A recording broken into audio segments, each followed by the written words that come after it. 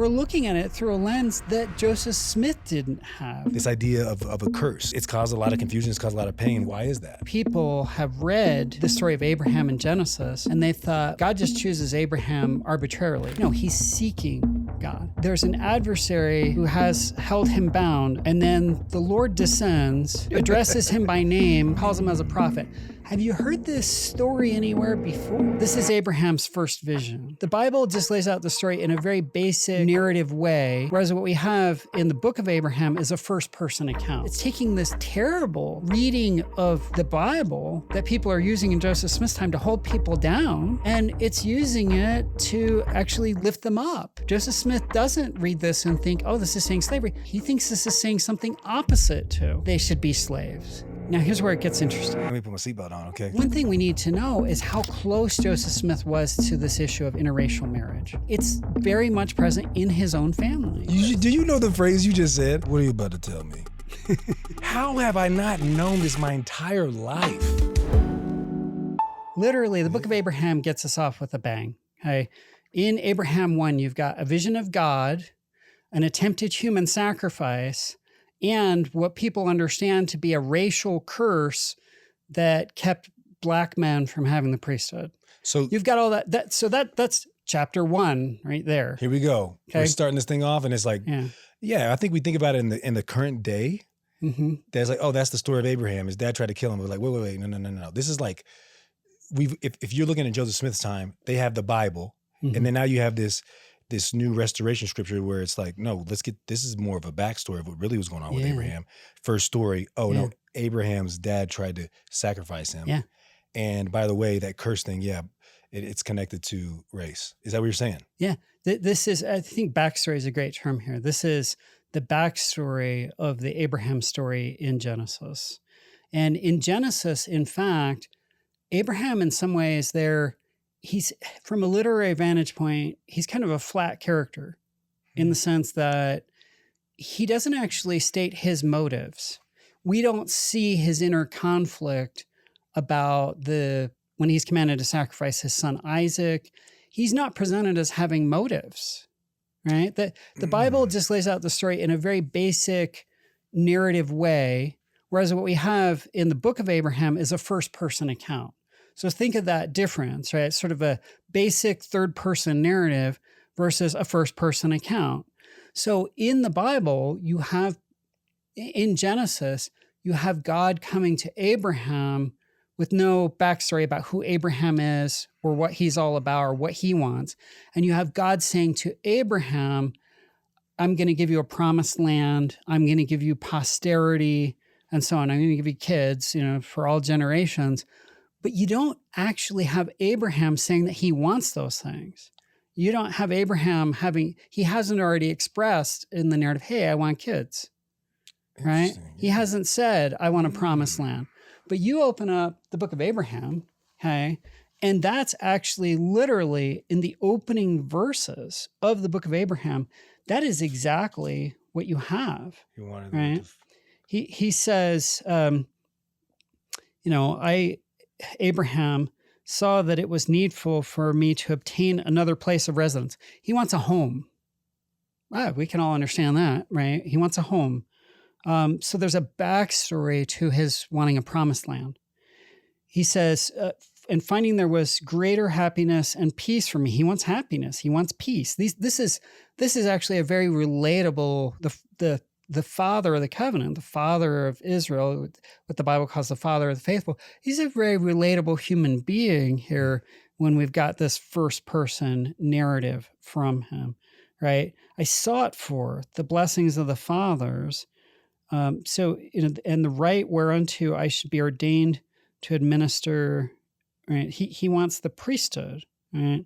He wants, desiring to be one who possesses greater knowledge, right? And so on. And so just like us, right, as we're talking, we're pursuing knowledge. Those listening, right, you're pursuing knowledge, right? Well, Abraham, that's what he wanted. He wanted spiritual knowledge. That was part of what was motivating him. He talks about wanting things for his posterity. So he wants a family. So this is a relatable person. And rather than in the Genesis account, just very basic third-person account, God shows up and says, hey, I'm going to give you these things. We see Abraham's been seeking these things. God just doesn't show up from out of the blue. And that's a difference that makes a difference, because we talked in a previous episode. I love that. That's a difference that makes a difference. Yeah. And I grew up with this, so I didn't think about it like this, right? Even in this time, even in me talking about it, I'm thinking, yeah, I always kind of connected the two, of course. And this is the Abrahamic covenant. Yeah. And so this added perspective that we find in the Pearl of Great Price gives us that backstory, and it gives us the perspective. And if we slow down, it can actually even have more significance. Yeah, exactly. And so the reason why this is a difference that makes a difference is that people have read the story of Abraham in Genesis, and they thought, well, God just chooses Abraham arbitrarily. We talked about this a little bit when we talked about Moses 1, right? Well, they think if God just chose Abraham arbitrarily, no special reason, they think, Calvinists think this. They think, well, because there were lots of people who were practicing idolatry, God comes along, teaches Abraham not to practice idolatry. He's choosing Abraham to save, and he's going to let all these other people just go to hell. What we have in the book of Abraham is something very different. We have Abraham already is refusing to worship idols. He's not an idolater. He's seeking God. And so God comes to Abraham because Abraham has been trying to come to God. And that's significant to you. Yeah. Yeah. He's looking for it. He's seeking He's looking for it. And that's usually how it works for us. It's true that there are cases where you have someone who wasn't seeking God, and they just sort of an angel, smacks them upside the head. Alma the Younger, right? Or in the New Testament, Paul, right? He's persecuting the Christians. But if you look in the scriptures and in life, that is actually the exception, not the rule. We usually find God because we're seeking God, right? The Lord reaches, he's always there. He's always pursuing us, right? He loves us. He's our Father, right? But usually in order to find him, we, like Abraham here in Abraham 1, we have to be seeking. And that's significant. That's a significant pattern that you've seen as well. Yeah. There's human initiative. We're supposed to be taking initiative to seek God. He's pursuing having the priesthood. He's pursuing having a promised land. He's pursuing spiritual knowledge. Are we pursuing spiritual knowledge? Are we pursuing spiritual power? Are we pursuing these things? Lehi, Nephi, all examples of that, right? Yeah. And that's the setting the stage for us as well. Even Jesus. Yeah. Yeah. So Abraham 1 opens up, and you have this radical different perspective, but this is, how did you say it? How did you say that phrase? Right. It's like the reason why it matters. What did you say? What did you say? I said it's a difference that makes a difference. The difference that makes the difference. Right. But let me get back up for just 1 second. Why is this so emotionally driven? Why is Abraham 1? Why do you think that it's emotionally loaded, of emotionally loaded text in general?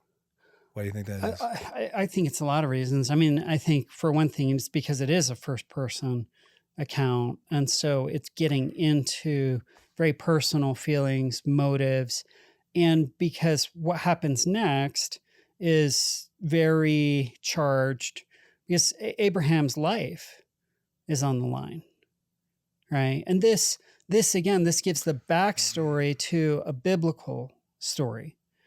So it makes it more powerful. Yeah. Yeah. When Abraham is asked to sacrifice his son, right?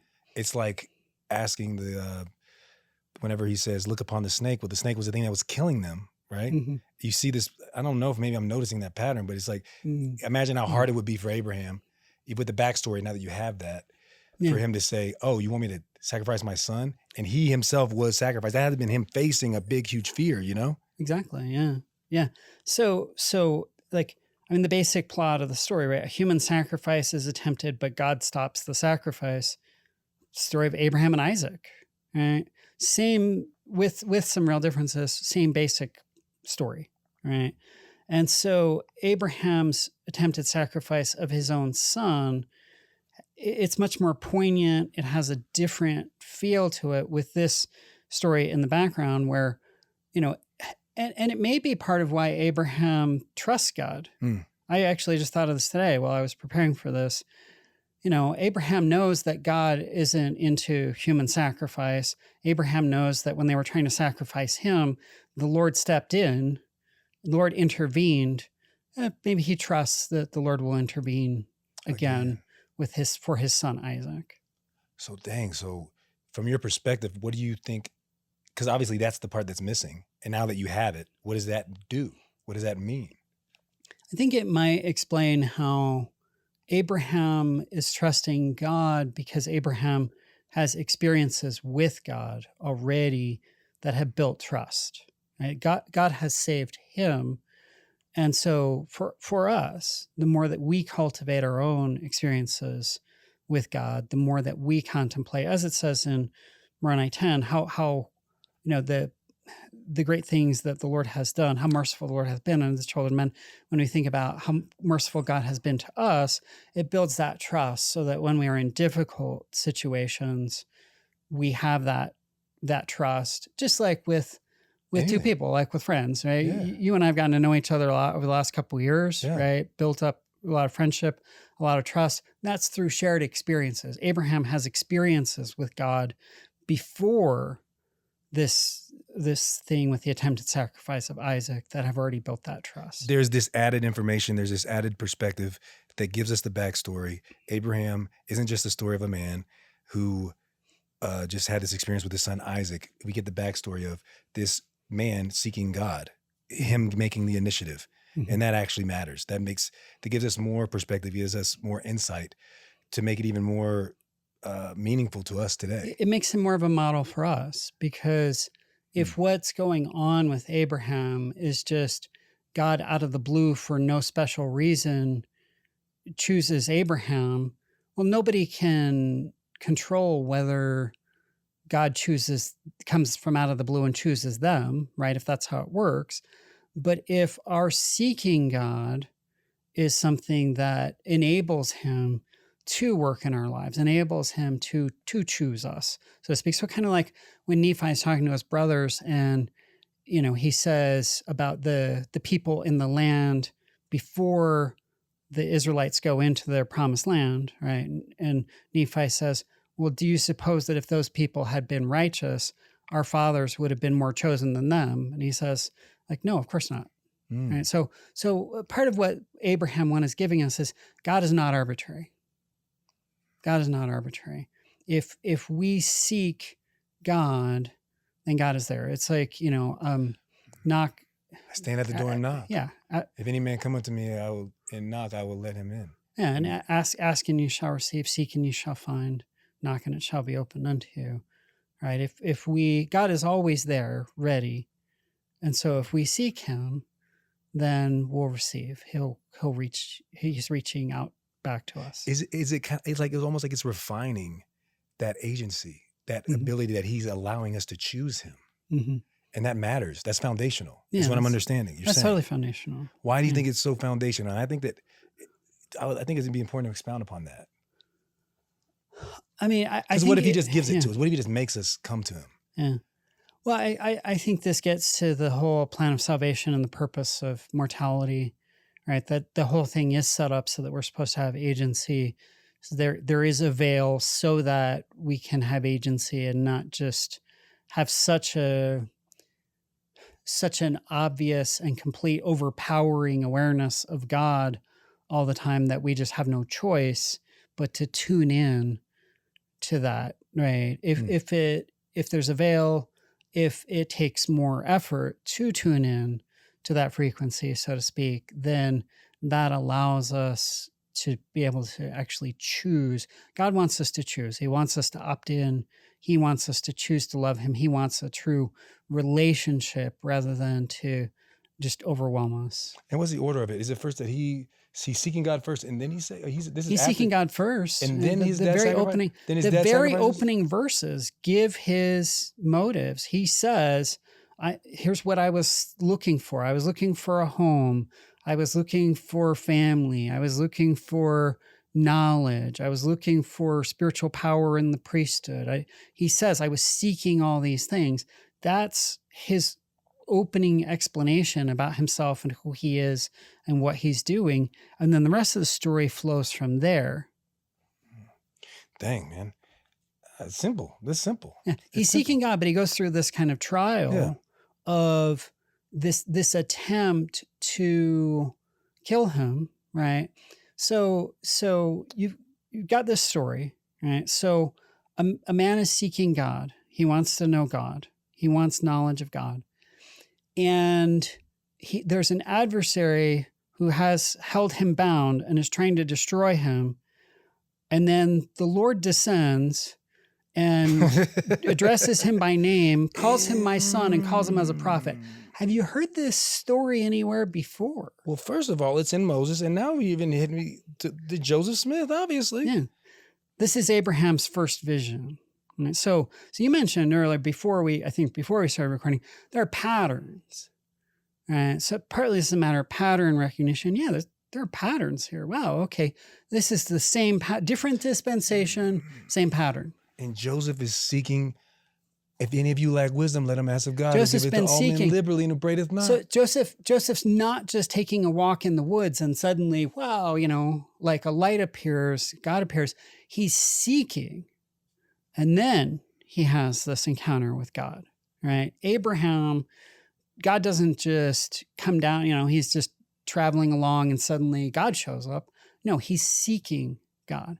And so we will have this relationship with God as we seek him. Wow. And the same thing with Moses. Moses doesn't give us that detail though, but he goes to the mountain to see him. Nephi goes, right. He seeks him. Right. They're all seeking. And he meets him there. Mm-hmm. Yeah. And then he reveals to him a covenant. Right. Right. And he reveals to him, like we talked about in our last episode on Moses 1, he reveals to him that he's his son. All right. So he's one of the things right off the bat, right, is he's revealing in that dispensation, as in this dispensation, when the Lord addresses Joseph Smith, as Joseph tells us in his earliest account of the first vision, as Joseph, my son. He says the same thing to Abraham. Mm-hmm. Wow. He calls him Abraham, my son. So this is a family matter. Yeah. His own dad is trying, in Abraham's case, wants to sacrifice him to some fake God. Mm-hmm. And he's saying, no. I'm God, and I'm the one who's saving you. Mm-hmm. Yeah. Yeah. And he tells him his name. He tells him his name's Jehovah, and he addresses Abraham by name. He's in effect, he's introducing himself. God is introducing himself to Abraham. And I hadn't thought of it before, but he's calling him my son. So his earthly father has been trying to kill him, right? But his heavenly father comes to rescue him and introduces himself, right? Through, I think we understand this is through Christ, but it's still the Father manifesting to Abraham, calling him my son. Wow. And this, again, I don't mean to be redundant. This changes the game when it comes to the restoration. If you give this different insight to the Bible, mm-hmm. to the backstory of Abraham. Yeah. And so what do you think that says about God? The fact that he chooses, he's the one who's reaching out to God. What does that tell us about him? The fact that Abraham is reaching out first. Well, I think it is God letting him have his agency, but it's God, definitely, God is there all the time watching, like obviously he speaks to us. He speaks to us already inherently in our hearts, right? Through the light of Christ and through his Spirit. He's trying to draw us to him, but he draws us subtly, and we need to be willing to respond and reach out to him. And that's how he works. That's how he works. Yeah. He doesn't force us. Mm-hmm. He comes to us. Mm-hmm. So people who might be astray, who might be thinking about their relationship with him, he's there. He's there. But he wants us to come to him. Well, and that this is my story, right? I was astray, right? I had my own wandering in the wilderness, right? And I did want, and And there was initiative from God's side all the time. I think there always is. God is always trying to speak to us through our hearts. He arranges things in our lives. I gave up on God. God never gave up on me. But he didn't force me either. I needed to, have that hunger. I needed to reach out to him. I needed to start coming to understand him, reaching out to him. And then he was there to embrace me and lead me. Come unto me. Yeah. All you that labor and are heavy laden. Yeah. And I'll give you rest. Yeah. That's how he works. That's how he works. Yeah. Why is that significant? Why does that matter? I know I don't want to beat a dead horse. I don't even know why anybody ever beat a dead horse. I don't even know where that comes from. You know what I mean? But I think that matters, that we believe in a God that allows us to choose and that we come to him. I think it helps, to be honest, I think it helps to make more sense of life, because the fact is that God is not there sort of in your face all the time. And sometimes we wonder, and I wonder, right? Like, where are you, God? Where are you? And so knowing that everything is set up so that we are given the space. So it's kind of like if you've got children when your children are very young, when they're under a certain age, you have to sort of constantly tend them, right? But after a certain age, you give them more and more latitude, right? To make choices, to make discoveries. You want, as young children, they just naturally have a relationship with you. They sort of can't help but have a relationship with you. You care for them in every way. But as they get older, they increasingly need to choose. They increasingly need to opt into that relationship. And in order to do that and to develop as persons, they need freedom. Well, that's where we're at with respect to our Heavenly Father. He gives us that latitude. He gives us that freedom. I think I know where you're going with this. I'm not going to say it yet. I'll tell you if I'm right. I think that, so what does that mean today? I'm just saying there's probably people today who are like, what's going on? And I think that if anybody's hearing this right now, it's like God saying, come to me. Mm-hmm. And that's because that's the pattern, the way it works. We're like waiting for him to just like show us something. And he's saying, no, I want you to come to me. Yeah. Because I'm not, and it's not because he's being stubborn. And based on what you're saying, it's because I think that it's more powerful. It lasts longer. It means more. There is something distinctive. One of the things that's distinctive in the restoration is that it requires more human initiative. It requires more initiative from us in our spiritual lives. That, we're saved by grace, right? But God does give us the space, the room, and has the expectation that we need to take initiative. We need to reach out to him. We need to try to learn. We need to build spirituality into our lives. I wonder if this is what Nephi read. And that's why Lehi emphasizes the idea that they can see what his father saw. And he's like, have you inquired the Lord? Mm-hmm. Have you asked him? Do you know what I mean? Yeah, they would have had this text, right? Wouldn't they have? They might have. It could have been in the brass plates. Could have been. Maybe we don't know for sure. Yeah. But that's the pattern that God's. It would make sense. It would be the same pattern. Right. But I'm saying adding it to it gives it more significance. Yeah. Yeah. I think it's a pattern we see over and over in the restoration and in the scriptures of the restoration, is that we're expected to take initiative. And maybe this year, since we're doing Old Testament, maybe we can have a conversation when we come to that time about Isaiah 29, because that's like a mind blower for me, where Joseph Smith actually takes a lot more initiative than we realize in the early restoration to do the things that God wants done, right? To fulfill certain promises and expectations and prophecies of the scriptures. This idea that we're supposed to take initiative it's a giant one. And I think we sometimes may underestimate that it is a distinctive thing about the restoration. This is powerful, man. I mean, how many things on a spiritual perspective do we not now have because we're not taking initiative? I'm not talking about prosperity stuff. Yeah. I'm talking about how much fear are we currently in the state of because we don't we don't do this. Yeah. Okay, so if we switch gears, okay, so we've hit the idea of Abraham just being, I want to say radical to a degree, right? Yeah. Just this different story. We get more information when we add what we know from the book of Abraham to the book of Genesis. Yeah. The idea of human sacrifice. Now when he sees Abraham, later on when Abraham's asked to sacrifice Isaac, that's significant. And then you have this phrasing that I think has made a lot of confusion for a lot of people over time, right? Mm-hmm. This idea of a curse. It's caused a lot of confusion. It's caused a lot of pain. Why do you think, why is that? To really understand what's going on in Abraham 1, we really need to look at the context. Well, what is the phrase? Because people will usually say cursed. Cursed as pertaining to the priesthood. So that phrase is used in Abraham chapter 1 regarding Pharaoh, king of Egypt, during Abraham's time. Yeah. Right. It says he was cursed as pertaining to the priesthood. So there has been a tremendous amount of misunderstanding about what this means and how Joseph Smith understood this and what he did and didn't do with this idea.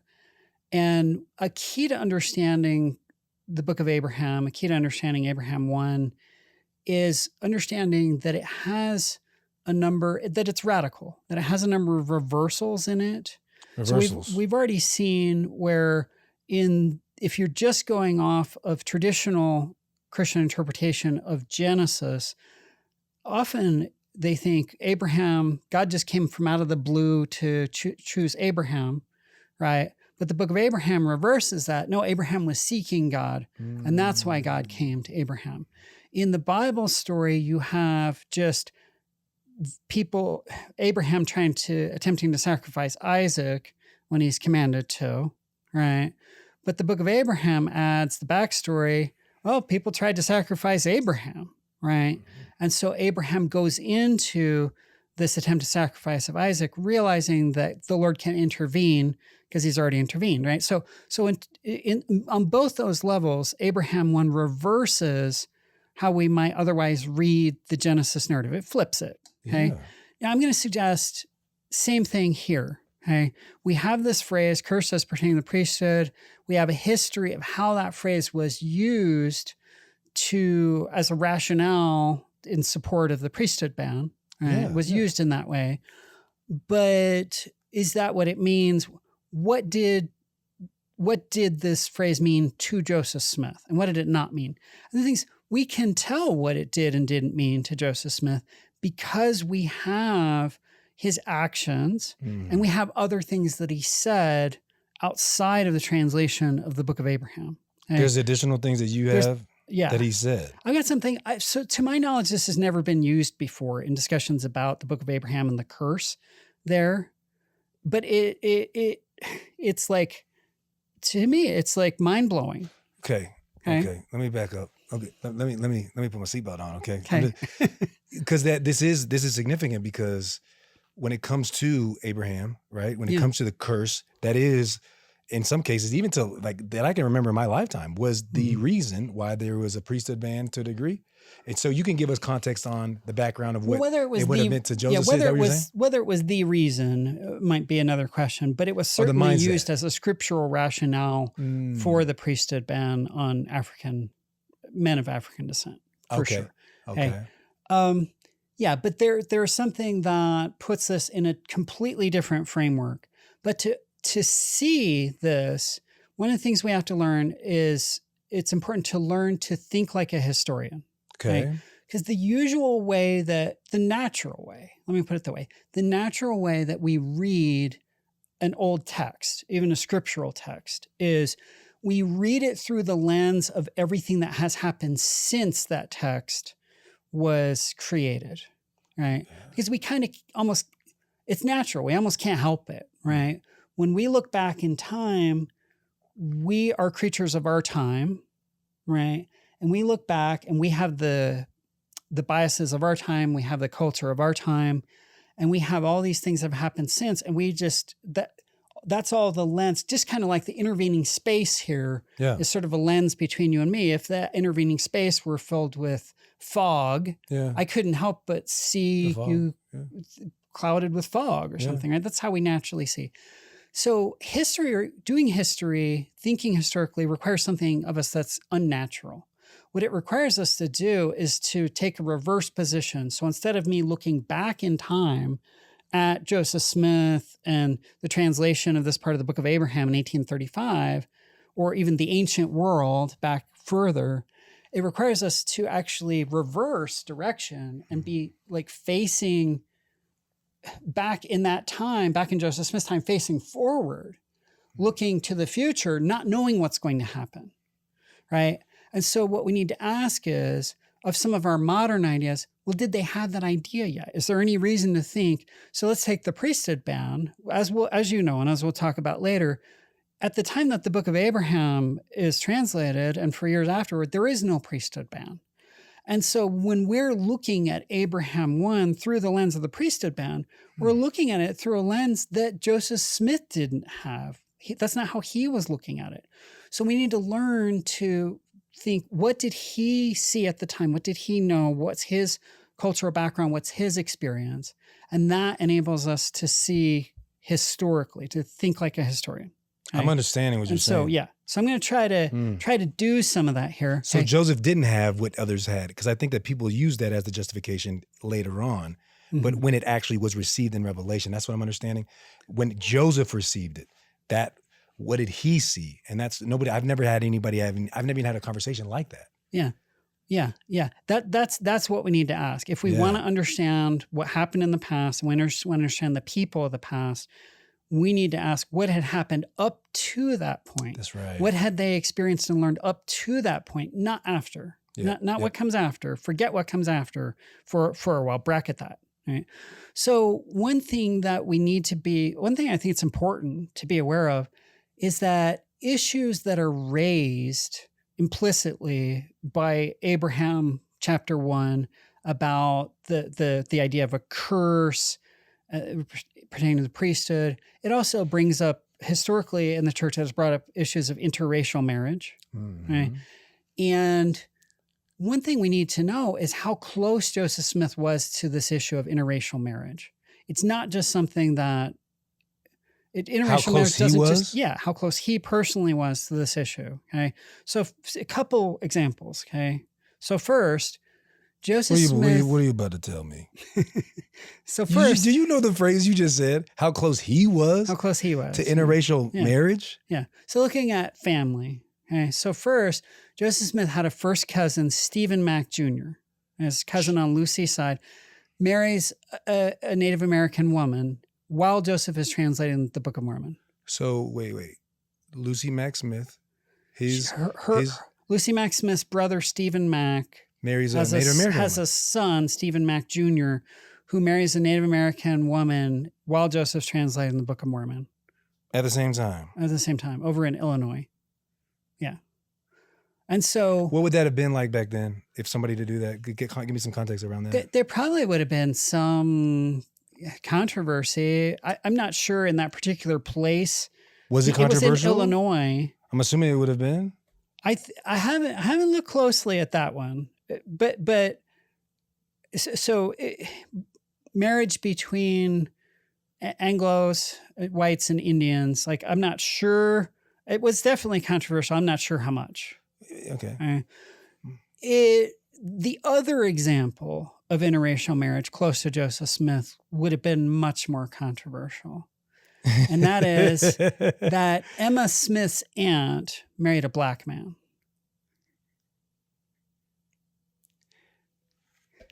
I think that's probably the coolest thing I've ever heard in my life. I'm not even like, wait, because you know that I'm biracial, right? Yeah. You know, like my mom's white, my dad's black. Okay. Like I know who Shania Twain is. You understand what I'm saying? Okay. And you're telling me that Joseph Smith, his wife Emma, it would have been his brother-in-law. His uncle by marriage. Joseph Smith had an uncle by marriage who was a black man, Joseph Wallace. Joseph and Emma's children had cousins who were a mix of black and white. This is the best thing I've ever heard in my life. Joseph Smith. So which is the relative who married?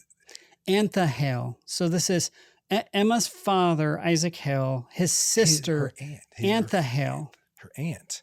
Her aunt, yeah. Married a black man. Married a black man.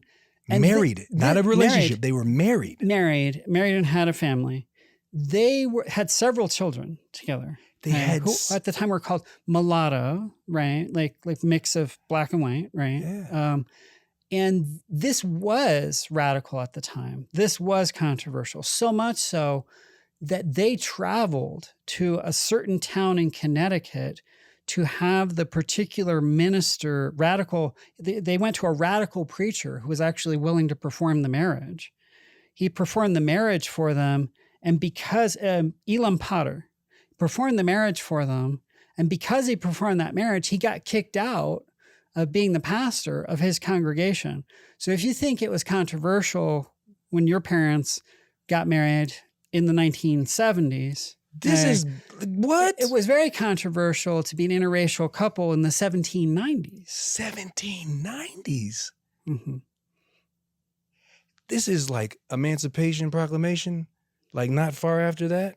But they're in the north. No. They're in the north. This is way before that. They're in the, but they're, this is where several they, decades. what state is this? This is Connecticut. It happened right after the Constitution was passed. It was in 1789. Yeah, because I'm thinking 18. Yeah, so 18. it's in the this beginning, is nearly 7 decades before the Emancipation Proclamation. Slavery was going very strongly in the South still at this time.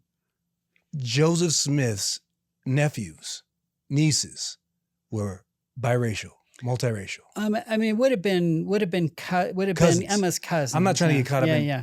But this is close. His cousins. He knows them, most likely. I guess you'd say actually it would have been Joseph Smith's cousins by marriage were a mix of black and white. That's what it would have been. Yeah, his cousins. What do we know about the history of interactions? Do we have any record of him talking about it? No. Not that I know of, and I would actually love to learn more. How have I not known this my entire life? You would think it would be talked about, but it's not. Joseph Smith, Emma Smith. That just tells you something about her. She didn't. Like my dad, even in the 70s, if you know that my dad married a white woman when it was just like that's just not rebellion, but just they don't care. Like it's just the open mindedness of it. Well, Emma's father. This was before she was born. Okay. It's actually before her father got married. It's right as her father was traveling to go marry his wife, her mother.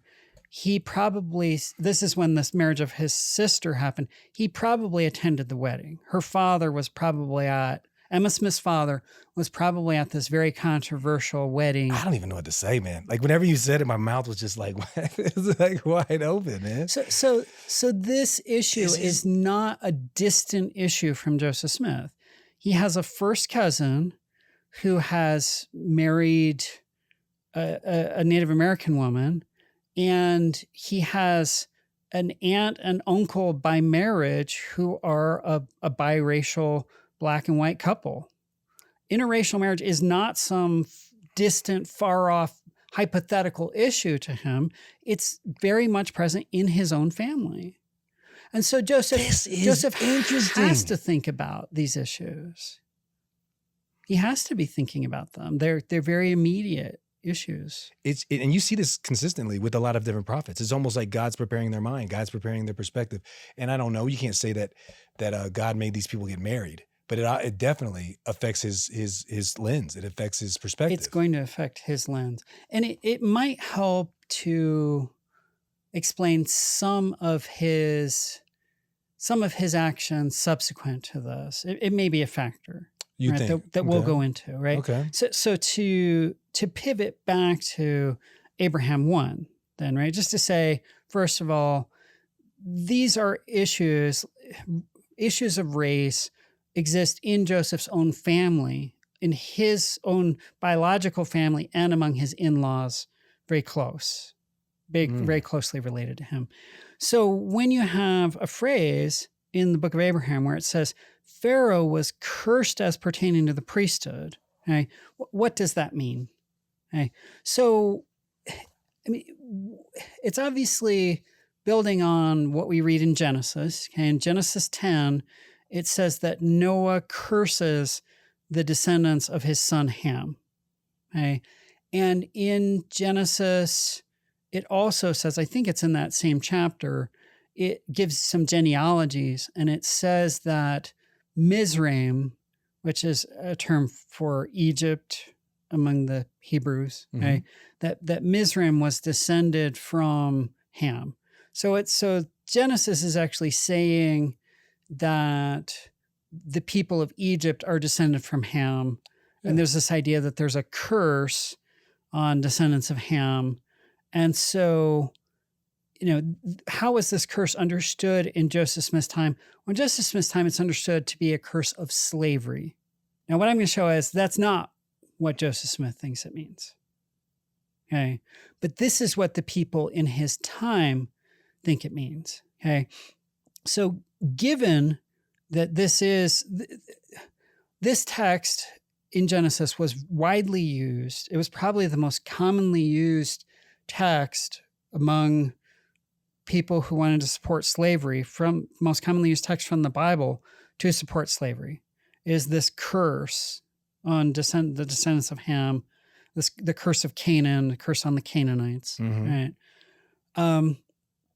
What did Joseph Smith think that it meant? So one of the things to understand that, so again, looking not backward through the lens of everything that's happened since, but trying to look forward. Okay? From where Joseph's So now going back even further, going back to the ancient world, going back to the world of the Bible. Okay? Think about how we think about the priesthood. We think about priesthood being something where it's the spiritual power that everyone's entitled to, or every man is able to be ordained to if they're righteous or something like that, right? So anciently, priesthood meant literally priesthood. It meant being a priest. Yeah. Okay?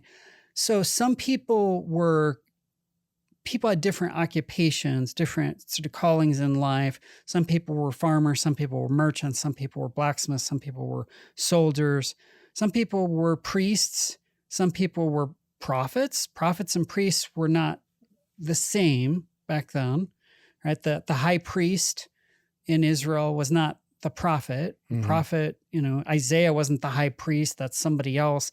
The king, that was somebody else. Yeah. Okay. So priests and kings were different callings in life, or different offices, different functions.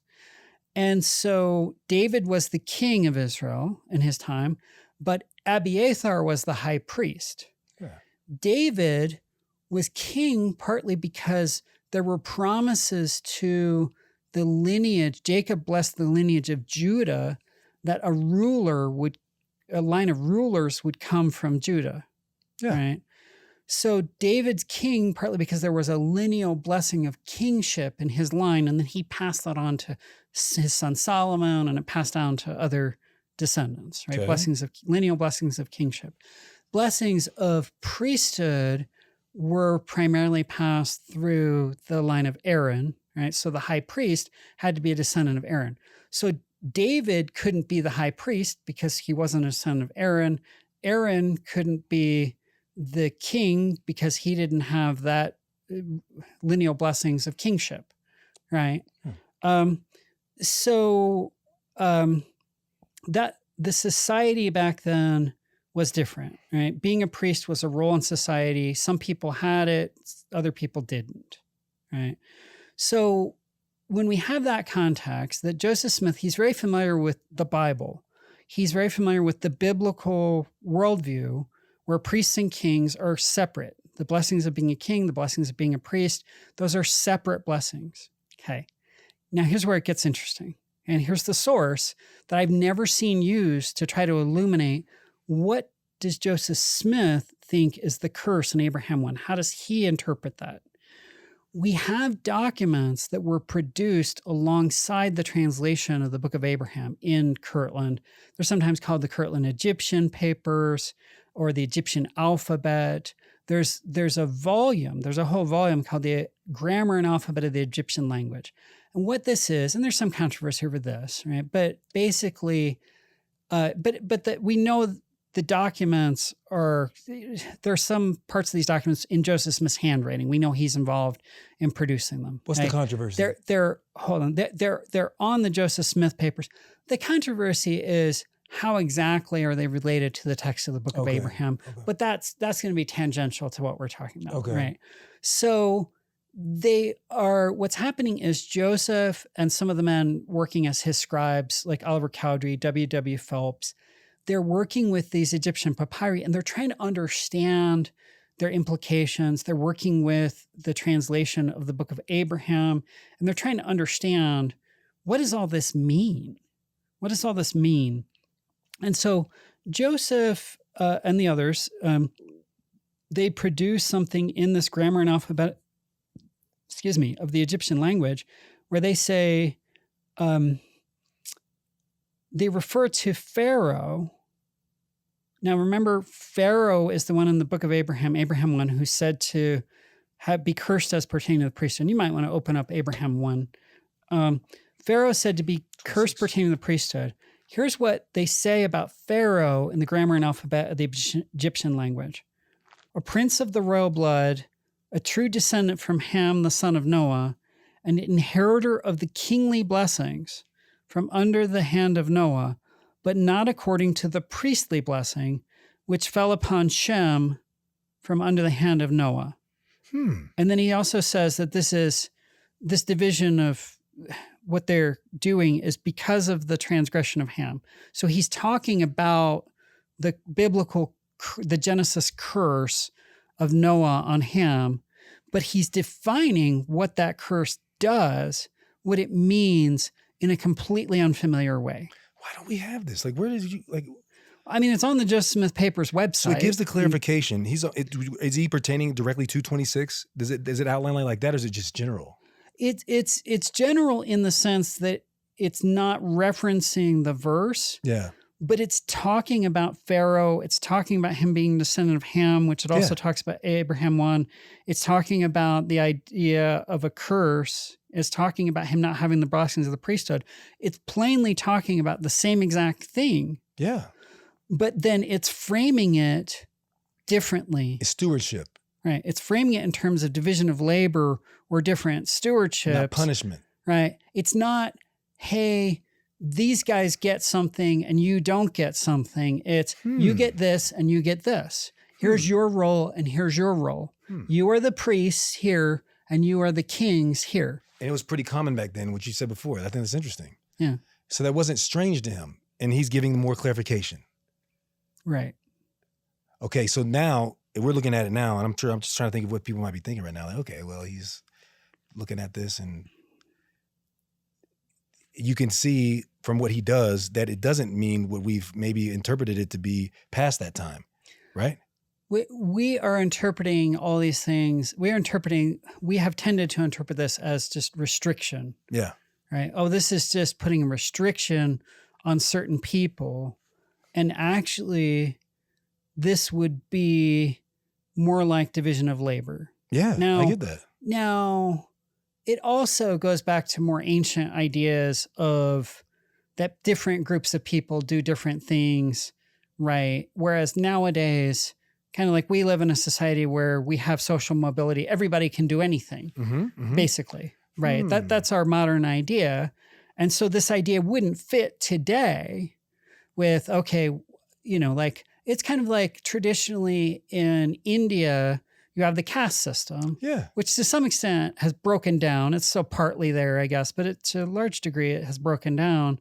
But traditionally, if your father was a merchant, you were a merchant. You were part of the merchant caste. Or if your family was part of a certain caste, they'd be involved in the military or something like that. It's like that. It's like different lines have different the tribes lifestyles. Yeah. Different responsibilities, different occupations. House of Israel, even Ephraim, Manasseh, same thing. Yeah. Right. Right.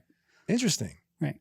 So we've looked at it differently. How does it change things? We know but you mentioned before, like that we can check it by his actions, right? We can check it by his actions, right? So something that someone might ask is, but didn't Joseph Smith deprive African-American men of the priesthood? And the answer would be actually no. No. Right? So Joseph Smith consistently ignores apparent race-based distinctions in ancient scripture. Okay. So we have several examples, and to understand them all, you have to understand this idea that it's in the Bible that there's this curse of Canaan. And so the Israelites are told in the Bible not to marry the Canaanites. Okay. Who the separate group, the Canaanites, they're told not to intermarry with them. Well, in the Book of Mormon, you kind of have an echo of the same thing where the Nephites, they understand. So there was a curse on Laman and Lemuel and their family, but the curse, it's laid out explicitly in the Book of Mormon that curse was that they were outside the presence of God because they rejected God. So if you reject God, you're outside the presence of God because God's not going to force you to be in his presence, right? So that's their curse, right? So the Nephites understood then that they were not to marry the Lamanites. Well, that's what they're doing is they're identifying the Lamanites like quote unquote Canaanites, right? Like the biblical Canaanites. Yeah. Okay. So Joseph Smith, though, in July 1831, so this is just over a year after the church is organized, Joseph Smith has a revelation. And we don't have the text of the revelation. We have somebody trying to remember 30 years later the exact text, but you can't remember the exact text of a whole revelation that time. But we have contemporaneous people talking about it. Like there's a guy who leaves the church, Ezra Booth, 1831. He writes a letter where he talks about this revelation, and then other Latter-day Saints remember it later. Joseph Smith has a revelation, July 1831, promoting interracial marriage with Native Americans. Really? He's saying it's a good thing. The Revelation's saying it's a good thing for the saints who are, at this time, they're all Anglo, right? Yeah. To marry Native Americans. There's a revelation. There's a revelation. So in the Book of Mormon, the Nephites are, don't marry Lamanites. Joseph Smith, you might think Joseph Smith would look at that and be like, oh, well, then I guess we're not supposed to marry, Native Americans. We're not supposed to marry Indians, Lamanites. But actually, it's the opposite. He has a revelation saying, hey, actually, it's good. This is a good thing. What revelation is this? Okay. Well, like I said, it's not one that's canonized because it wasn't recorded, like it was dictated, but they didn't have anything to write it down with. So we have definite record of it. We have people talking about it at the time. Okay. And then we have people trying to remember and reconstruct from their memory exactly what it said much later. So we know it happened. That's not the question. We know it happened. We know when it happened. And we know basically what it said. Okay. Right? And it was advocating for something that the Nephites were totally against. The Nephites were like, we're not supposed to marry Lamanites. Joseph Smith has a revelation, marry Lamanites. Right? Like promoting that. That's a good thing. Okay. Then in the book of Moses chapter 1, and this is something potentially disturbing. Okay. Sorry, it's not Moses 1. It's Moses 6, maybe. It talks about a group of quote unquote Canaanites, okay, people with that same name who had said that they were cursed. Yeah. Right. And it says that like the other people didn't mix with them. So there's like a segregation, okay, that's going on at this time. And that the gospel wasn't taken to them, wasn't preached to them. Okay. And so it sounds like, oh, we're going to not mix with them. We're going to withhold the gospel from them. Joseph Smith reads this, okay, translate this. But is that what Joseph Smith himself does? No. Joseph Smith does not, at that very time, there were, the Lamanites were the Nephites, quote unquote, Canaanites. At the very time that Joseph Smith translated that part of the book of Moses, he'd sent a group of missionaries out to the Lamanites. Then a few years later, when he's dedicating the Kirtland Temple, he prays that different groups will come and worship there, and he includes Hottentots. Well, Hottentots were a sub-Saharan African tribe, right? And so Joseph Smith is clearly anticipating that you're going to have people from all over the world. He says like Laplanders. So these are people from like northern Scandinavia and people from over here and over there. He's anticipating sub-Saharan African tribes coming and worshiping in the temple.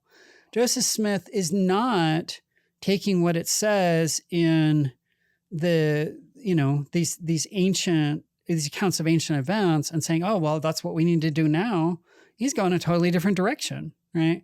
So the book of Abraham, like it might seem to 19th century readers, because they're used to this idea there's a curse of Ham and it's restricting them in different ways and it's making them slaves or whatever.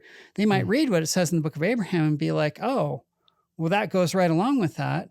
But Joseph Smith, as you know, right, doesn't read it that way, doesn't understand it that way, because he actually does have black men ordained to the priesthood. Most obviously the case of Elijah Abel, which is right around the same time that he translates this. And like I think you know a thing or two about Elijah Abel. I do. Like, yeah. I played Elijah Abel in the movie. I've researched him a lot. Yeah. Right. In some ways I'm talking to Elijah Abel, so you played him, right? So you know this very well. So Joseph Smith is not looking at the book of Abraham and thinking in terms of modern restriction. He's thinking in terms of ancient world division of labor. He's thinking of it with a totally different mindset than the people around him would see it. He's taken this idea of this curse, like we talked about, of, this curse of Ham means they're going to be slaves. And he's like, no, actually, the curse is the flip side of a blessing. They're going to be kings. They're cursed to be kings.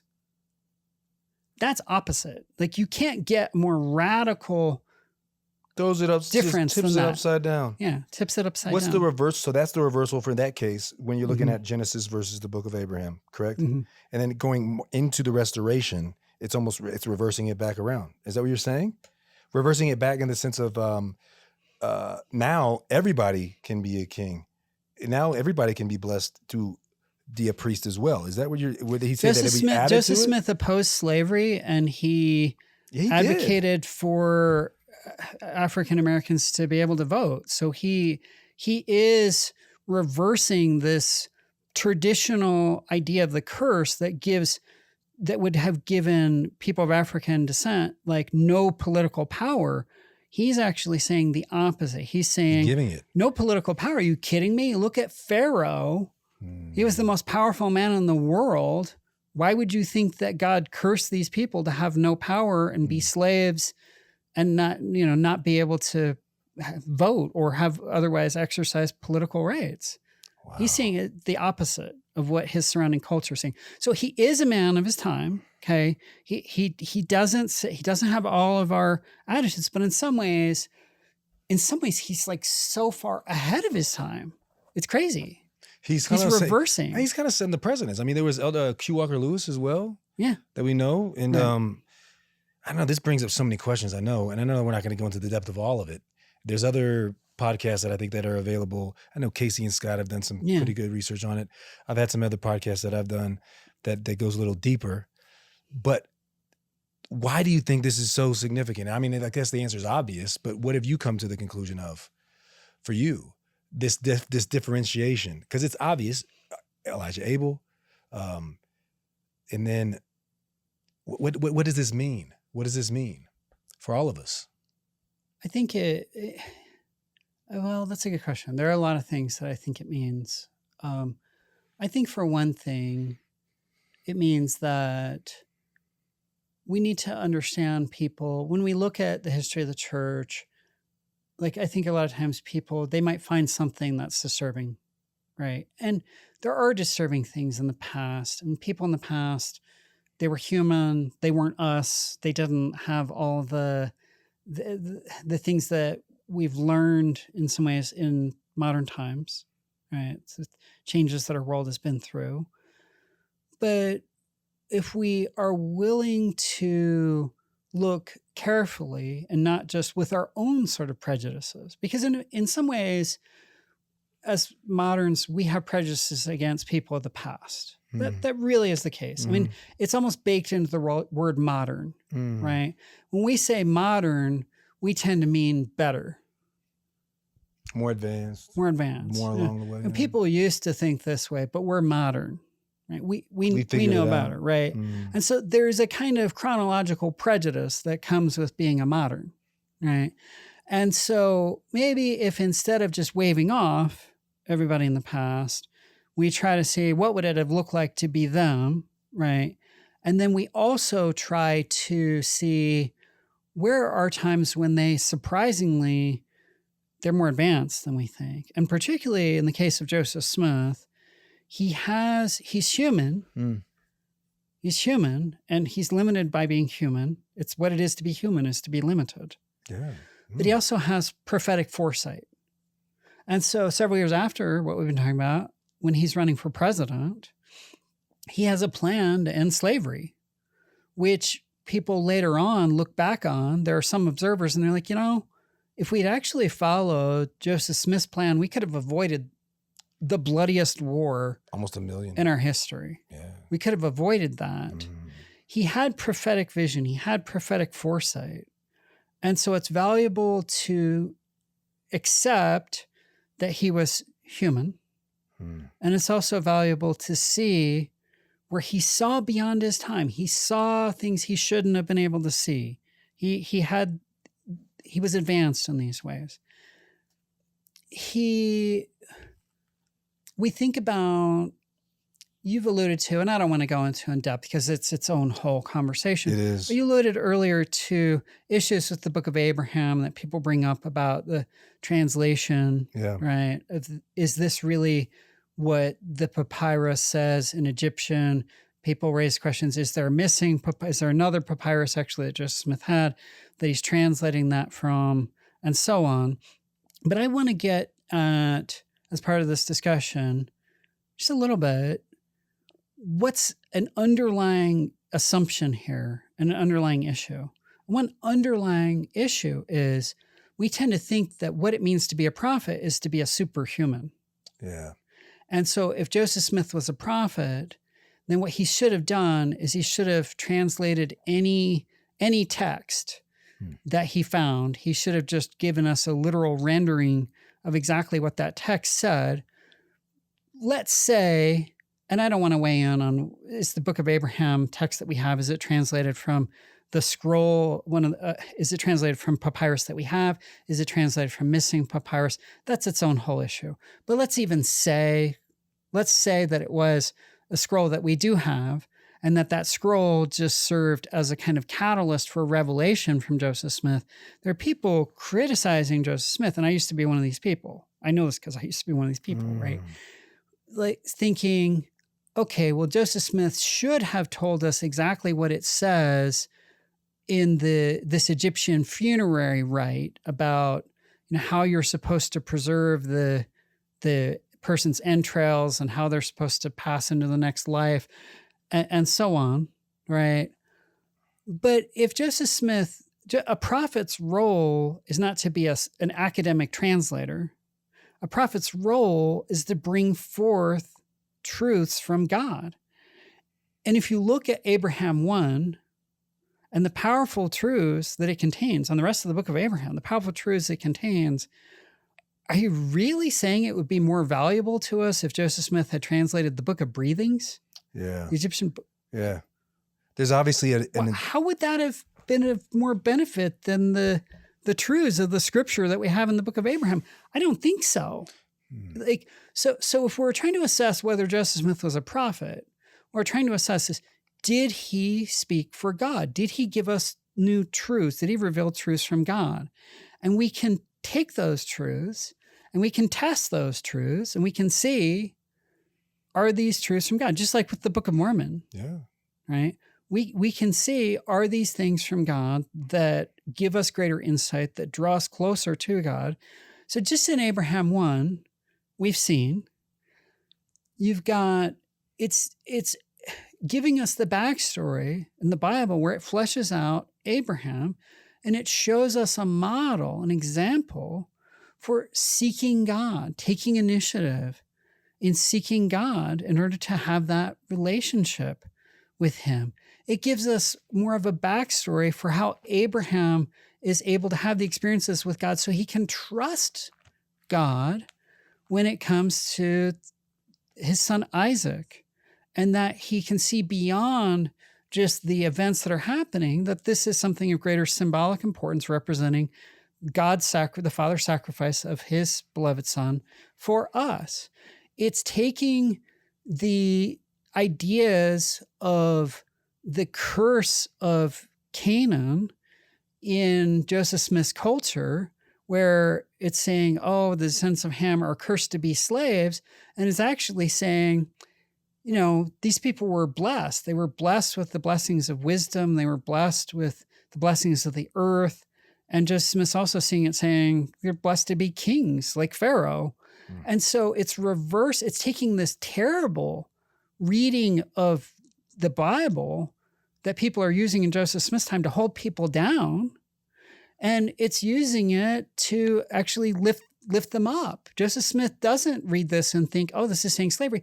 He's against slavery. He thinks this is saying something opposite to they should be slaves. He's saying they were blessed with kingship. Obviously, if they're blessed with kingship, they shouldn't be slaves. Right? It would be ridiculous to think they're blessed with the blessings of kingship, but that means they're supposed to be slaves, right? No way. It's not even right? the same and so and all this and more is just and the idea that God is our Father and he seeks that relationship with us. That's all that and more is there in Abraham 1. And so if we want to know, is Joseph Smith a prophet? Not, is Joseph Smith an Egyptologist? Because we know he's not that. Yeah. But if we want to know, is Joseph Smith a prophet? Then we have evidence for that right here that we can use. I think this is interesting. The pattern continues, right? I think it's an invitation. It's an invitation of what the potential that we can have to become. It gives us, he starts with the ideal. That's what I love about the restoration that I'm learning from what you're even saying. It starts with the ideal. We could go back in history and say, well, there was this that happened and all that in between. But the restoration starts with the ideal. It starts with the best of the best case. And if it didn't establish that, how could we have ever even gotten there? That's what and you didn't say that directly, but I think that that's why this is significant and that it matters to make that clarification, that distinction. Yeah. I guess the question that comes, because the book of Abraham, it does have a lot of controversy around it, right? Yeah. With the translation, was it even real? Because if we knock that out, then we knock all of this out. And so what is at stake if the book of Abraham, let's say we don't have it. Let's say that these things are not true. What happens? I think, so there's much more in the book of Abraham, obviously, than we can. Well, especially this first chapter. Right. And the book of Abraham, well, let me speak a little bit to this, both to this chapter and to the larger book of Abraham. The larger book of Abraham gives us greater detail about the creation, gives us greater detail about the preexistence and the plan of salvation. Those are crucial things, right? To understand our relationship with God, to understand that we came to this world. We weren't just created and then just, oh my gosh, here I am in some strange world, right? There's a purpose. We came here for a purpose. So our lives have a purpose. They didn't just happen to us. We opted in, we chose, right? The book of Abraham, perhaps more than any other scripture, gives us that larger framework. It lays out preexistence more fully than any other scripture. It lays out that we are designed to be co-creators with God more fully than any other scripture. And so you have that in the larger book of Abraham. And here, there are probably things in Abraham 1 that we don't see them explicitly because, like you said, it's so familiar. Right? You've had the book of Abraham your whole life. Yeah, you're thinking that everybody knows that. Knows that. Yeah. I mean, I remember being particularly fascinated with the book of Abraham as a kid, right? Looking at it in sacrament meeting and such, because it's got those facsimiles, the Egyptian stuff. So, right, like really gets your wheels going, your curiosity going. So it's very familiar. And so we may overlook that the character of Abraham as laid out in Genesis is much more limited. It's much more muted. We don't have a full person. We have, in some ways, more, I hate to say it, but in some ways more almost a cardboard character, because we're given his story just from the third person, and it doesn't tell us how he feels. Yeah. It doesn't tell us that he wants children. It doesn't tell us that he wants a home. It doesn't tell us that he wants things from God. It doesn't tell us that. The reason we import that into it, because we know what it's like to be human, and so we read that into him, but we also have the book of Abraham, and so we have certain assumptions as Latter-day Saints about Abraham and about what he's doing, where when we read his story in Genesis, we're reading it really with stuff we're bringing in from the book of Abraham to understand this guy. And so if we didn't have that, all we'd have is God seemingly from out of the blue starts talking to this guy Abraham for no particular reason why he talks to this guy instead of anybody else. But this is why the Book of Mormon, it gives so much more meaning to what Mormon says on the title page of gathering Israel. Like the covenant of Israel is a big deal. And I feel like you don't get that completely without understanding Abraham chapter 1, without understanding a lot of the rest of Abraham. Yeah. And so I think that all the controversy around it, I think it's like, of course, the adversary, you can make up whatever you want. You can't prove it. All this stuff that's just the temporary stuff that we assume we don't have enough information. Who knows what we don't have that I think that people use as evidence against it. But what do we have because we have it? It connects what Joseph Smith received when he said, if it were not so, the whole earth would be utterly wasted at his coming. The earth would be cursed. It would be cursed. It would be separated from God. You know what I'm saying? Yeah. And I think what I'm learning from what you're saying, that's why it's so important to be a witness of the book of Abraham. It makes everything else make more sense. The covenant of Israel is a big deal.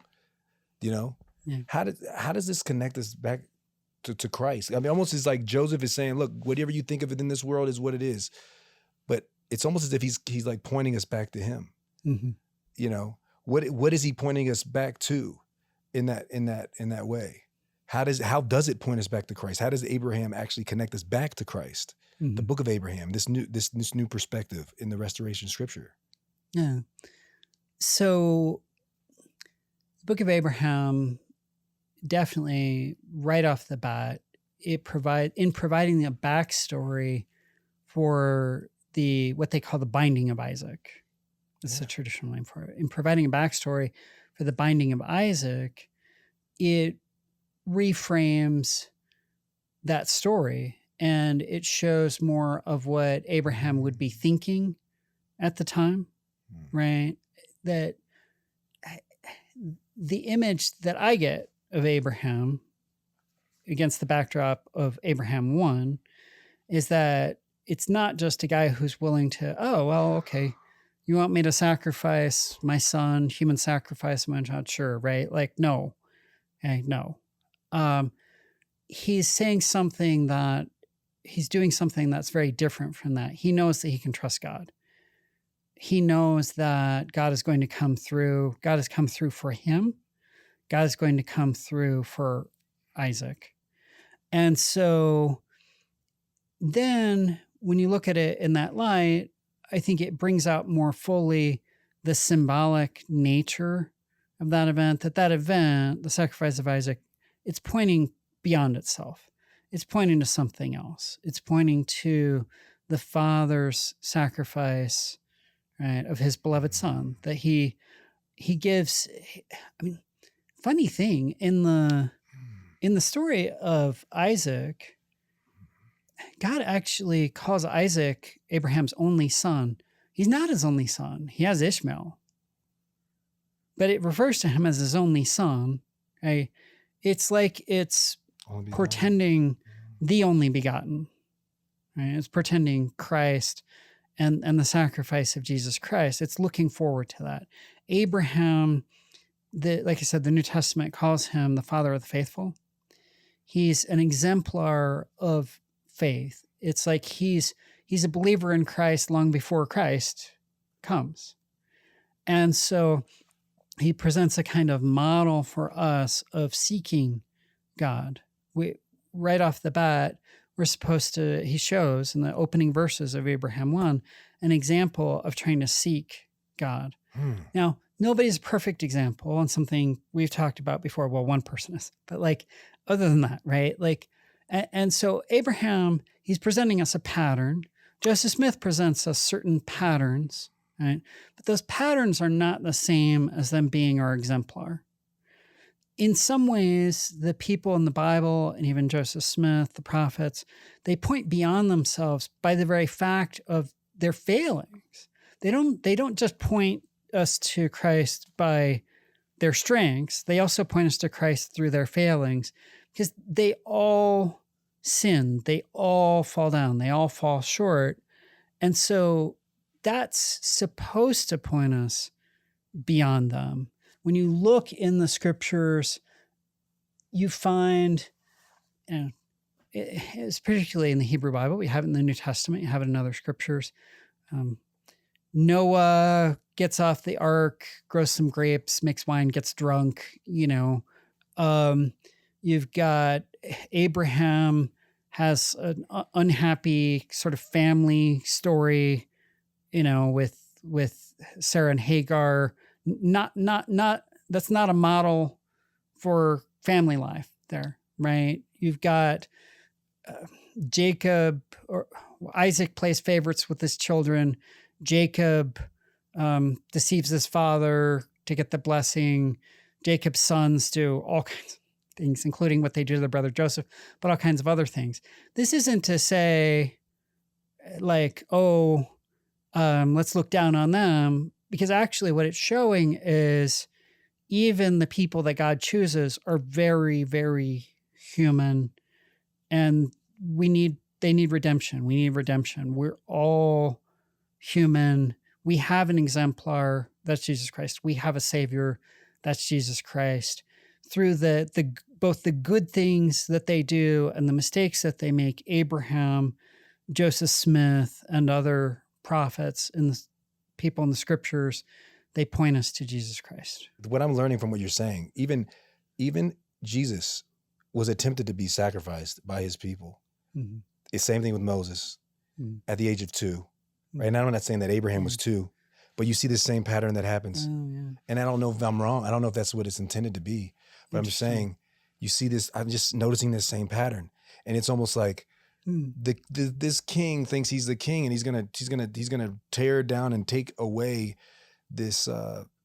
Abraham is almost like this spiritual perspective of the covenant, and Jesus comes and he fulfills both the physical and the spiritual.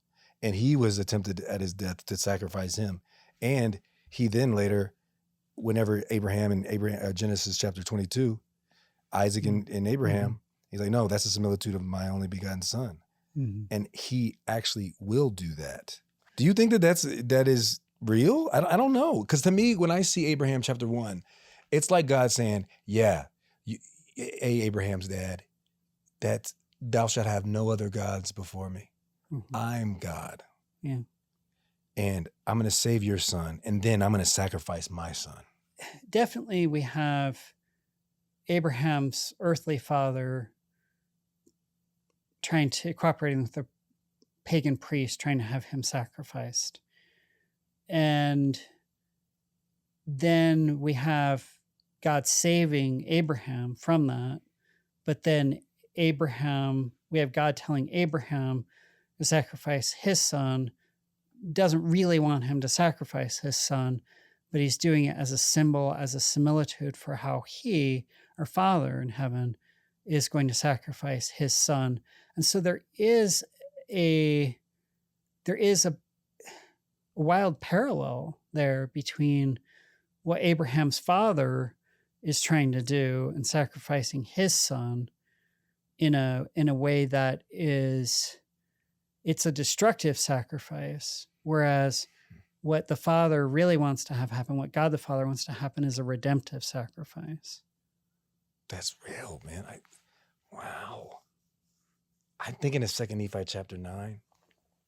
Overcome death, hell, and the devil. You know what I mean? Like, Like, anyway, this is powerful to me. Is there anything else? Somebody who's might be struggling with the book of Abraham from this perspective. You have this expertise in Joseph Smith giving us this lens. Anything else that any other perspective that you'd want them, that you, if they are listening and they're watching, what would you say? Because you've been there before. You've been there to the degree. I have. And I used to take this perspective that the book of Abraham, its value somehow depended on how we sort out what scroll it was translated from and how it relates to Egyptology. And I do think now that I actually think that perspective was upside down, because I think that it is measuring a prophet not by what a prophet really does, what a prophet is supposed to be. So think about the prophets in the Bible. Think about the prophet Isaiah. Doesn't say anything about him reading Egyptian or Chinese or, Sanskrit or anything. It says he spoke words from God. He prophesied, he spoke truths from God. What we have in the book of Abraham is Joseph Smith acting as a prophet. He is bringing things forth that they fit certain scriptural patterns. They provide certain sorts of models for our lives. They bring illumination to the scriptures. They teach us to be proactive, to take initiative in seeking God. They give they shed a greater symbolic light on the binding of Isaac, the attempted sacrifice of Isaac, and how it points to the sacrifice of Jesus Christ. There's all sorts of things, and there's much more that maybe in a future episode, we can go into about the significance of the book of Abraham creation account. There are powerful things there that they can be applied to human life, and where they are applied to people's lives, they make those lives better. So if we look at the fruits, Christ said, by their fruits you shall know them. If we look at the fruits that we can glean from this book of scripture that are amazing, we can judge it based on those fruits. Joseph Smith here is doing what a prophet is supposed to do. He's bringing us spiritual truths from God that lead us closer to God and lead us to have better lives, morally better, practically better, spiritually better lives. We can embrace that, and we can find those fruits. We can do the experiment like in Alma 32 and see what the fruits are in our own lives. Yeah, I think that there's so much to just unpack and just go deeper on. You know what I mean? Yeah. And I invite everybody to take a look at Abraham 1 with this perspective. I believe that what you said is true. I love the book of Abraham. I know that it's true. I know that Joseph Smith translated that. I know that he was a prophet, and that these truths are vital for our understanding of how we make it back to the presence of God. But as I always say, we know it's true. We believe it's true, but it's up to you to find out for yourself. This is Don Bradley. This is Stephen Jones and Don Bradley. This is Let's Get Real. Until next time.